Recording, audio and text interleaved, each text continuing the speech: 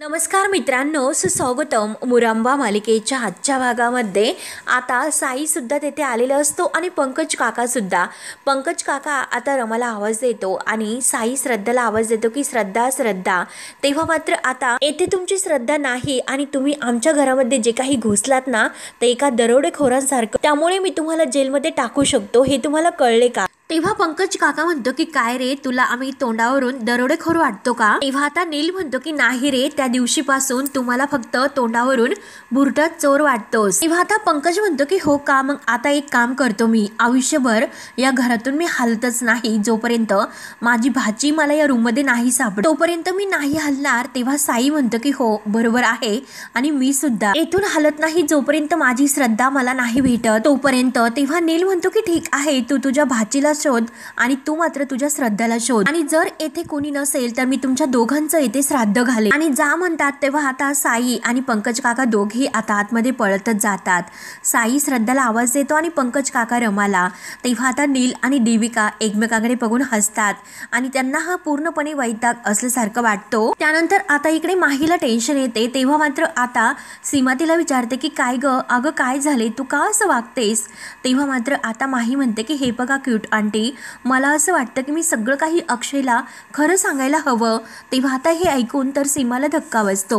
मी माही आहे, त्याची रमा नाही. तेव्हा मात्र आता सीमा तिला म्हणते की अगं तू बरी आहेस ना, तुला असं का वाटतं, तू बरी आहे का, तुला कंटाळा आला का? आणि हे बघ, तुला काही वेगळं वाटत असेल की अक्षयच्या आयुष्यामध्ये रमा होती आणि त्यानंतर रमा नाही म्हणून तुला इथे आणलं, आणि जर तू इथून निघून गेली तर माझ्या अक्षयचं काय होईल, एकदा विचार कर. अगं माझा अक्षय कोलमडून जाईल. तेव्हा मात्र माही म्हणते की क्यूट आंटी, आपण असं किती दिवस त्याच्यापासून लपून ठेवणार आहोत? त्याला जर कुठूनही बाहेरून कळलं तर तो जास्त हर्ट होईल आणि तो परत आपल्यावर विश्वास कधीही ठेवू शकणार नाही.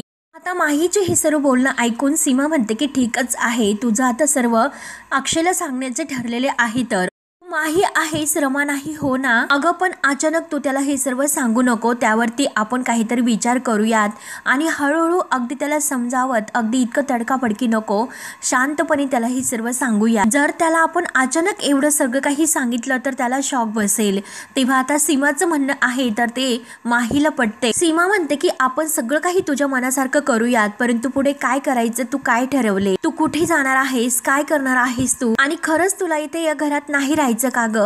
तेव्हा आता माही म्हणते की मी तसं नाही ठरवले, आणि माहीचे डोळे भरून येतात की क्यूट आंटी, खरं तर मला या घरातून कधीच जायचं नाही, परंतु क्यूट आंटी मी तसं ठरवलेलं सुद्धा नाही. आणि तुला काही कळते का, येथे मी रमते, मला इथे सगळं काही आवडते, आणि हे बघ आता. तेव्हा आता सीमा म्हणते की हो ना, अगं येथे काय वाईट आहे, तू स्वतः म्हणते की तू येथे रमते, तुला येथे आवडते, अक्षय खुश आहे, तू सुद्धा खुश आहे, अगं अख्खं घर सुद्धा आता तू येथे असल्याने आनंदात आहे, मग काय प्रॉब्लेम झाला, आता तुझा काय प्रॉब्लेम आहे ते सांग. तुला कोणी काही बोलले का, काही घडले का, सांग मला, जे काही आहे ते अगदी खरं सांग. सीमाचे डोळे अगदी भरून येतात आणि माहीचे सुद्धा. माही रडतच म्हणते की क्यूट आंटी, प्रॉब्लेम तर काही नाही, कोणी काही बोलले सुद्धा नाही आणि काही घडलेले सुद्धा नाही. सीमा म्हणते की अगं मग काय झाले? तर आता माही डोळ्यात पाणी आणत म्हणते अगं क्यूट आंटी, काही जर घडले तर काय करायचे? क्यूट आंटी, मी तुला म्हणाले की मला हे सर्व काही आवडते, मी येथे रमते सुद्धा, परंतु मी जर येथे जास्तच रमले आणि हे सगळं काही माझ्यापासून लांब गेलं तर प्रॉब्लेम आहे आणि भीती वाटते ग. तेव्हा आता सीमा माहीला अगदी आपल्या जवळ मिठीत घेते आणि समजावते की हे बघ, काही असं होणार नाही आणि काही कुठे तुझ्यापासून लांब नाही जाणार, म्हणून ती आता अगदी जवळ घेऊन तिला समजावते की बाळा, हे बघ सगळं काही अगदी छान होईल, तू काही काळजी करू नको. माही, तुला जो काही प्रेम मिळते, जे काही मान मिळतो ते सगळं रमाचं आहे, परंतु रमा आता नाही. अगं आता तो आहे, तिची जागा तू घेतली, त्यामुळे काही असं हरवणार नाही, जे काही आहे ते सगळं तुला मिळणार आहे, त्यामुळे तू काही काळजी करू नको. तेव्हा आता माहीचे डोळे भरून आलेले असतात, ती थोडीशी बाजूला होते आणि मनात म्हणते की कसं सांगू की माझ्या काळजीचं कारणच ही रमा आहे म्हणून. त्यानंतर आता इकडे देविकाच्या घरामध्ये पंकज काका आतमध्ये येतात आणि रमा असा रमाला आवाज देतात. तेव्हा आता पंकज काका इकडे तिकडे बघतात आणि विचार करतात की मी या घरात रूम मध्ये आलो तेव्हा काय अवस्था होती या रूमची, काहीतरी असं लिहिलेलं होतं ते सुद्धा आता काहीच नाही, त्यामुळे पंकज काहीतरी नक्की गडबड आहे, म्हणून काका धावत धावत परत रमा असा रमाला प्रत्येक ठिकाणी आवाज देतात. तेव्हा आता पंकज काका सुद्धा बाहेर येतात आणि साई सुद्धा आता प्रत्येक ठिकाणी शोधून आता बाहेर येतो. तेव्हा नील आणि देविका तेथेच उभे असतात. नील विचारतो की काय सापडली का तुमची रमा, तुमची भाची सापडली का? तेव्हा मात्र आता पंकज काका म्हणतात की की नाही हो, वर तर कोणीच नाही. आणि साईला विचारतो की काय रे, तुला तुझी श्रद्धा सापडली का? साई म्हणतो की नाही भेटू राहिली ती. तर देविका म्हणते की नसेल तर कशी सापडेल, फालतूचा आमचा वेळ घालवला. त्यामुळे नील मला असं वाटतं की आपण यांची पोलीस कंप्लेंटच करूयात. तेव्हा नील सध्या म्हणतो की हो, खरं तर यांना पोलिसातच द्यायला हवे, परंतु देविका नको, त्यांचा काहीतरी वेगळाच प्रॉब्लेम दिसतोय. आणि तो साई आणि पंकज काकांना म्हणतो की तुमचा काहीतरी वेगळा असा गैरसमज झालेला आहे, म्हणून मी तुम्हाला सोडून देतो, नाहीतर मी पोलिसात तुम्हाला दिले असते. परंतु आता चला, येथून लगेच निघा आणि परत असं कुणाच्या घरामध्ये घुसू नका. तेव्हा आता ते दोघे निघून गेल्यानंतर आता नील म्हणतो की देविका तुला समजते का, आज आपण रमाला जेलमध्ये टाकले आणि नेमकं आज ही दोघं येथे तिच्या त्या रमाला शोधण्यासाठी आले होते. तेव्हा देविका म्हणते की नील, अरे तो जो माणूस होता तो एक गादीवाला होता, परंतु जो काही दुसरा श्रद्धा हाक मारणारा तो मुलगा कोण होता बरं? तेव्हा नील म्हणतो की देविका, अगं त्याच मुलाने रमाचा जीव वाचवला होता. तर देविका म्हणते की काय काय म्हणतोस? नील म्हणतो की हो, इतक्या दिवस रमा ही त्याच्याच घरी होती. रमाला आठवत नसेल तेव्हा त्या काळामध्ये त्याने रमाला तिचं नाव श्रद्धा सांगितले असेल, परंतु मला एक गोष्ट कळत नाही की तो मुलगा तिला का शोधतो. त्यामुळे आता मात्र ह्या मुलाने काही घोळ घालायला नको, या मुलाला घेऊन मात्र आपण थोडंसं अलर्ट राहायला हवं. त्यानंतर मात्र आता इकडे माहीने सर्वांना एकत्र बोलावलेले असते. सर्वजण आता ती नाश्ता सर्वांना देते आणि चला, ठरवल्याप्रमाणे आज आपण एकत्र जमलोत आणि आपण मात्र एकमेकांशी आता यमक असं बोलूयात आणि जो बोलणार नाही त्याचं घर उन्हामध्ये. तेव्हा अक्षय म्हणतो की अच्छा, तर आनंद म्हणतो की चला आता सुरुवात करूयात आणि जेवणासोबत पापड मिळतील का जे लागतात, करू. तेव्हा जान्हवी लगेच आनंदला शांत राहायला सांगते. तेव्हा आता माही म्हणते की दादा नाश्त्याला नाही पापड. तेव्हा आता आनंद म्हणतो की अरे बापरे, मग काय देणार का आता झापड? तेव्हा मात्र आता अभि पोहे खात असतो, सर्वजण पोहे खातात. अभि म्हणतो की काय बनलं हे पोहे, आणि काय हे पोहे थोडे थोडे काहीतरी असं गरम आणा वडे. तेव्हा अक्षय म्हणतो की ओके, नॉट बॅड. तेव्हा आनंद जान्हवीला म्हणतो की अगं काल आपलं ठरलेलं आहे ना, त्यामुळे बोल ना काहीतरी. अभि म्हणतो की वहिनी वडे. आनंद म्हणतो की हो. जानू कम ऑन बोल. तर जान्हवी म्हणते की वडे आणि वडे नको बाबा, वडे खाल्ले तर वाढतील कॅलरी, मग खावी लागन ब्रॉकली आणि सॅलरी. तेव्हा मात्र आता सर्वांना हसायला येतं. तेव्हा अक्षय म्हणतो की not bad, actually not bad. तेव्हा मयुरी म्हणते की मला जरा जास्त ज्यूस द्या आणि अभि तू बनू नको कंजूस. तर अभि म्हणतो की अरे सगळे माझ्यावर का सुटलेत आज. तेव्हा मात्र आता सर्वांना खूप असं हसायला येत असतं. सर्वजण छान असा एमक आता जुळून एकमेकांशी बोलत असतात. तेव्हा आता लगेच अक्षय म्हणतो की आई कम ऑन. तेव्हा लगेच सीमा म्हणते की अरे थांब, काहीतरी सुचते आणि लगेच म्हणते की पोहे, रमाच्या हातचे पोहे बाबा मला आवडतात खूप, त्यात असतं तूप आणि ते खाऊन मात्र माझं बहरतं रूप. अक्षयला हसू येतं. आनंद म्हणतो की आई क्या बात है, अगं आई हे फक्त तुलाच सुचू शकतं. तेव्हा मात्र सर्वांना इतकं हसायला येतं, सर्वजण खूप असे हसत असतात. पार्वती आजी सुद्धा एन्जॉय करत असते. पार्वती आजी म्हणते की खरंच एकेकाच्या प्रतिमेला अगदी बहर आला. तेव्हा अक्षय हसतो आणि म्हणतो की आता मी. तेव्हा मात्र आता तो माहीला म्हणतो की रमा तुझ्या हातच्या पदार्थाचा लोक घेतात बाईट आणि बायकोचं सगळेजण कौतुक करतात. बघून मात्र नवऱ्याची कॉलर होते टाईट, म्हणून तो आपली कॉलर लगेच रमाकडे बघत टाईट करतो. तशी माही खरंच खूप खुश होते. अक्षयकडे अगदी रोमांटिक बघत असते. तेव्हा आता सर्वजण अगदी टाळ्या वाजवतात. तर लगेच आता मयुरी म्हणते की मी, आता माझा नंबर. तेव्हा आता माही ही आता अक्षयकडे एकटक बघत असते. तर मयुरीचं लक्ष जातं. मयुरी म्हणते की रमा अगं फक्त नवऱ्याकडे बघू नको, माझ्याकडे सुद्धा बघ, नंदेकडे जरा लक्ष दे. अगं नाही, नंदेकडे सुद्धा पहा आणि होऊन जाऊन दे सगळ्यांसाठी अगदी फक्कड चहा. तेव्हा आता माहीला हसायला येतं. माही म्हणते की हो, चुटकी वाजवत लगेच घेऊन येते. त्यावर आता पार्वती आजी म्हणते की ज्यूस चहा वगैरे काय चाललंय हे सर्व. त्यावर आता आजीचा नंबर येतो. अक्षय म्हणतो की आजी आता तू बोलायचं, ये मग काय ते तुझे. तेव्हा आता माही म्हणते की हो ना आई आजी, आता तुमचा नंबर.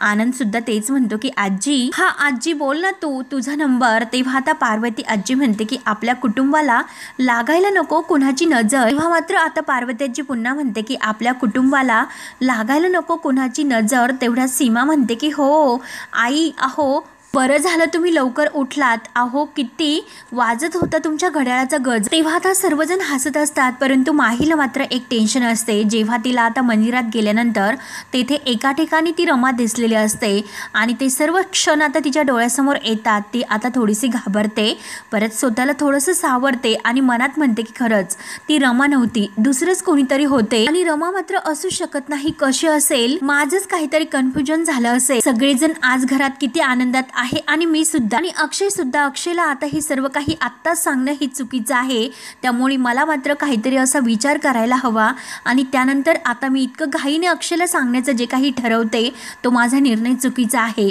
इतक्या घाईत मी अक्षयला काही सांगायला नको, कारण रमा नसेल सुद्धा. त्यानंतर आता इकडे मात्र माहीने ठरवलेलं असतं की काही झालं तरी मात्र मी सांगणार नाही, कुणालाच काही सांगणार नाही म्हणून. तर आता इकडे पोलीस स्टेशनमध्ये नील तेथे आलेला असतो आणि पाटील मॅडम आता रमाच्या हाताला धरून जबरदस्तीने तिला बाहेर घेऊन येतात. रमा आता तिला म्हणत असते की मला सोडून द्या. रमाच्या हातामध्ये बेड्या टाकलेल्या असतात. तर आता रमाला जेव्हा पाटील मॅडम बाहेर घेऊन येते, रमा विचारते की का तुम्ही मला बांधलत. तेव्हा आता रमा जेव्हा नील समोर येते तर नील आता रमाकडे बघत असतो.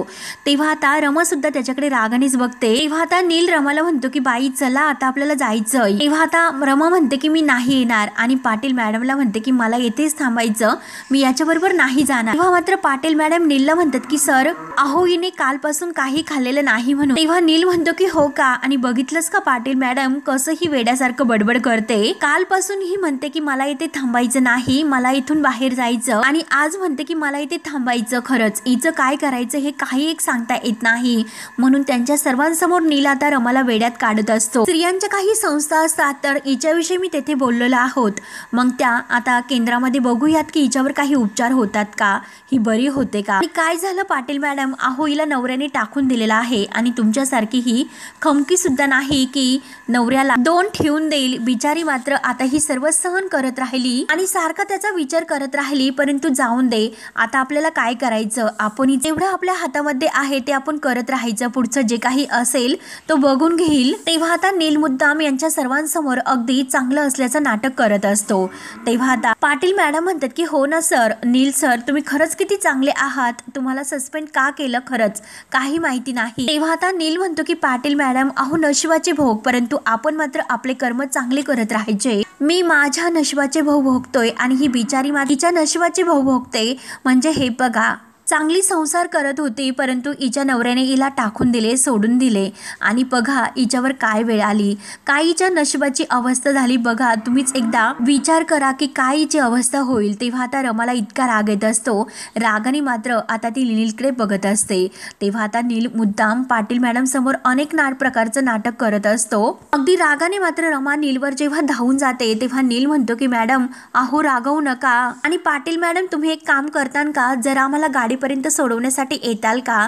तेव्हा मात्र आता पाटील मॅडम म्हणतात की हो, कारण आता नील हा इन्स्पेक्टर असतो आणि त्याला सस्पेंड करण्यात आलेले असते, तरी सुद्धा आता तो सर्वांसमोर अगदी चांगलं असल्याचं नाटक मात्र व्यवस्थित पार पाडत असतो. तेव्हा आता पाटील मॅडम सुद्धा नीलचंच ऐकते आणि जबरदस्तीने रमाला ओढत ताणत मात्र ती तेथे गाडीपर्यंत घेऊन येते आणि तिला जबरदस्तीने त्या गाडीमध्ये बसवते. तेव्हा नील आता रमाला घेऊन गाडीतून तिकडून जात असतो आणि तेवढ्यात कावेरी मात्र बाजारात निघालेली असते आणि कावेरी आता त्या अगदी त्या गाडी जवळून जाते.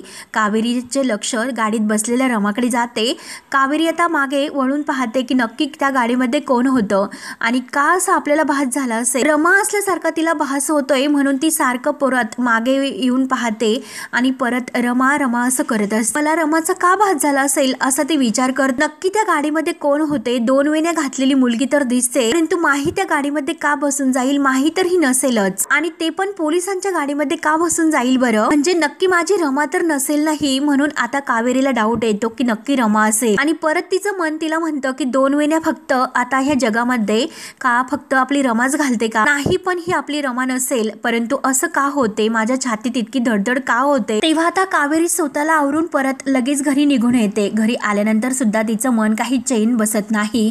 तिला सारखी त्या क्षणाची आठवण होत असते आणि रमाबद्दल आता विचार तिच्या मनात यायला सुरुवात होतात. कावेरी सारखे एरेझारे मारत असते. तेवढ्यात मंगला मावशी तिच्यासाठी पाणी घेऊन येते आणि कावेरी हे पाणी घे असं म्हणते. तेव्हा आता कावेरीला आता असं होतं की कधी मी मंगलाला सांगेल, म्हणून ती लगेच मंगलाला म्हणते की अगं मंगला, मला आता खरंच एका गाडीमध्ये रमा दिसली. तेव्हा मंगला मावशी म्हणते की काय बोलते. तेव्हा कावेरी अगदी घाबरतच म्हणते की अगं कदाचित ती माही सुद्धा असू शकेल. मंगला मावशी म्हणते की हो ना अगं ती माहीच होती, आणि आपली रमा आणि माही किती सारखे दिसतात बरं. अगं आता तूच बघ की माही आणि जावई बापू एकत्र राहतात तरी सुद्धा त्यांना काही कळले का की ती रमा नाही म्हणून? कोणी सुद्धा फसू शकतं की कुणाला सुद्धा तेच वाटते की आपली ती रमाच आहे. तेव्हा कावेरी म्हणते की नाही मंगला, अगं मी अशी कशी फसेल? मी तिची आई आहे ग, मी कधीही फसू शकत नाही. सगळं जग फसेल परंतु एक आई कधीही फसणार नाही.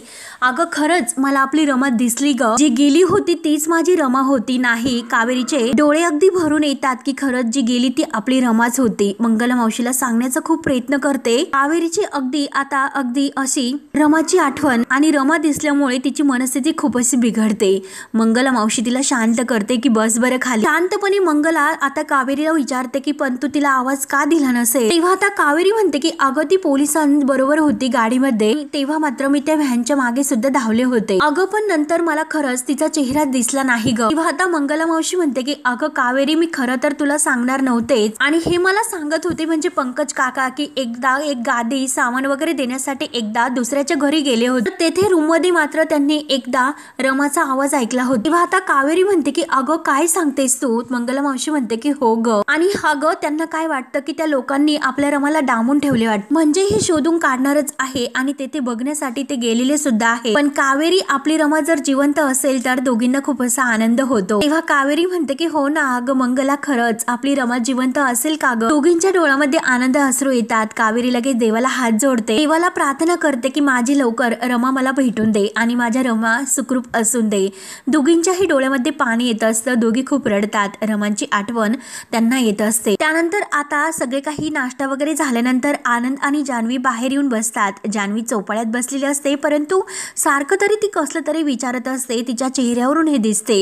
आनंद म्हणतो की काही म्हण जानू, अगं आज ना खूप डायनिंग टेबलवर मज्जा आली बरं का. तेव्हा आता जान्हवी म्हणते की हे बघ बेबी, अरे त्या माहीचं वागणं आहे ते मला अजिबात नाही पटत. तेव्हा आनंद थोडासा हसतो आणि अब क्या हुआ मेरी मैना असं जान्हवीला विचारतो. बताओ क्या है तुम्हारा कहना? तेव्हा जान्हवीला राग येतो. जान्हवी म्हणते की शटअप, जे काही कवितेत बोलणं आहे ना ते थांबवा अगोदर, मला अजिबात हे नाही आवडत. त्यामुळे तुम्हाला मी सांगते की तुम्ही तिला त्या मुलीला इतकं डोक्यावर बसून घेऊ नका, ती आपली रमा नाही म्हणून. तेव्हा आनंद म्हणतो की हो हो तरी सुद्धा ती आहे रमाची सावली. तेव्हा जान्हवीला आणखीनच राग येतो. जान्हवी आता म्हणते की प्लीज प्लीज आता हे सर्व थांबव, जे काही होतं ना ते सर्व मला इरिटेट होतंय. तेव्हा मात्र आनंद विचारतो की अगं जानू यार, अगं नक्की काय होतंय तुला? तेव्हा आता जान्हवी म्हणते की बेबी मला असं वाटतं की सतत काहीतरी चुकतंय, आपल्याकडून काहीतरी चूक होते. तेव्हा आनंद म्हणतो की जानू अगं मला कळते नक्की तुला काय म्हणायचं ते. अगं मला माहिती आहे की आय नो आता माही रमाची जागा कधीही नाही घेऊ शकत. त्यावरती जान्हवी सुद्धा म्हणते की हो आपल्या रमाची जागा कधीही कोणी नाही घेऊ शकत.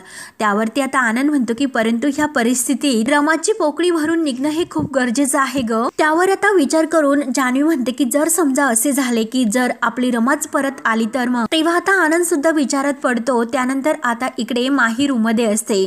ती कपड्यांची व्यवस्थित आवरासावर करत असते. पुढ्यात कपड्यांच्या घड्या घालताना अक्षय तेथे येतो. अक्षय म्हणतो की रमा हा 12वीचा फॉर्म आहे आणि तो फॉर्म तो तिला दाखवतो. तेव्हा आता माही आता अगदी आपलं डोळे असं वटारूनच बघत असते की नक्की हे काय घडतंय. तेव्हा आता माहीला माहितीच नसते की अक्षयने हा फॉर्म आपल्यासाठी आणलेला आहे म्हणून. तेव्हा ती अक्षयला थोडंसं हसते आणि विचारते तुम्ही अजून 12वी केलेली नाही आणि तुम्ही आत्ता जाणार का कॉलेजला? तेव्हा आता अक्षयला खूप असं हसायला येते. तुझा हा जोक तर चांगला आहे परंतु टायमिंग मात्र चुकीचा आहे. तेव्हा आता माही विचारते म्हणजे तुम्हाला काय म्हणायचं? तेव्हा अक्षय म्हणतो की हे बघ हा फॉर्म 12वीचा आहे, तो मी तुझ्यासाठी आणला. मला माहिती आहे ग अगं मागच्याच वर्षी तू 10वी पास झालेली आहे आणि आता हे बघ तुला 12वी सुद्धा द्यायची आहे, ठरले? ओके. आणि इथून पुढे अभ्यास मी तुझा घेईल. 11वीची काही गरज नाही. 12वीची परीक्षा आहे ती बाहेरून देता येते आणि हा फॉर्म घे चल बरं. तेव्हा अक्षय आता माहीच्या हातामध्ये तो फॉर्म देतो तर माही आता विचारात पडते. तर अक्षय बाहेर निघून जातो. तर आता माही रागाने म्हणते की खरंच त्याची नक्कल करते, हे सगळं सोपं आहे का? आणि मनात म्हणते की अरे देवा, म्हणजे परत मला 12वीची एक्झाम द्यावी लागेल आणि मी तर सायन्स घेतलेलं होतं आणि आता मात्र देवा मला परत आर्टचा अभ्यास करावा लागेल. पुन्हा मात्र आता हे सर्व म्हणून नो नो प्लीज प्लीज म्हणून माही आता थोडीशी रडल्याचं नाटक करते आणि आता फॉर्मकडे एकटक बघत असते. कारण आता परत अभ्यास करायचा म्हटल्यानंतर तिच्या आता अगदी जीवाशी आलेलं असतं. ती सारखं त्या फॉर्मकडे बघत असते आणि मित्रांनो हा भाग येथे संपतो. जेथे मात्र आता नीलने रमाला बांधून ठेवलेलं असतं, किडनॅप करून ठेवलेलं असतं, तेथे मात्र आता माही आता आलेली असते. माही आता तिच्या वेशात येते. रमा तिच्याकडे बघते आणि आपल्यासारखी सेम टू सेम दिसणारी ही दुसरी मुलगी मात्र कोण आहे म्हणून रमा तिच्याकडे एकटक बघत असते. तेव्हा माही आता इतकी डेंजर असते. आता ती खिडकीच्या जे काही ती काच आहे ती काच फोडून आतमध्ये येते आणि आता ती रमाला सोडवते। जोपर्यंत माही येते आहे तोपर्यंत रमाला काही होणार नाही। तेव्हा रमा जेव्हा सुटते आणि माहीकडे एकटक बघत असते तर माहीला आता धक्काच बसतो। माही सारखी तिच्याकडे बघत असते, आपल्या गालाला हात लावते। तेव्हा माही तिला डोळ्याने इशारा करते आणि तेव्हा मात्र आता रमाला एक धक्काच बसतो की आपल्यासारखी दिसणारी सेम टू सेम दुसरी एक मुलगी आहे। तर ती सारखी आपला चेहरा अगदी हात लावून बघत असते आणि माही मात्र तिच्याकडे बघून हसत असते। तेव्हा मित्रांनो आता माही रमाला तर वाचवते, परंतु ती रमाला मुकादमांच्या घरात परत घेऊन जाऊ शकेल का आणि रमाला तिचा अक्षय परत मिळून देईल का हे बघणं आता खरंच खूप असं रोमॅन्टिक ठरणार आहे। तेव्हा मित्रांनो पुढे काय काय होतं हे बघण्यासाठी आपल्या चॅनलला नक्की सबस्क्राईब करत राहा। धन्यवाद।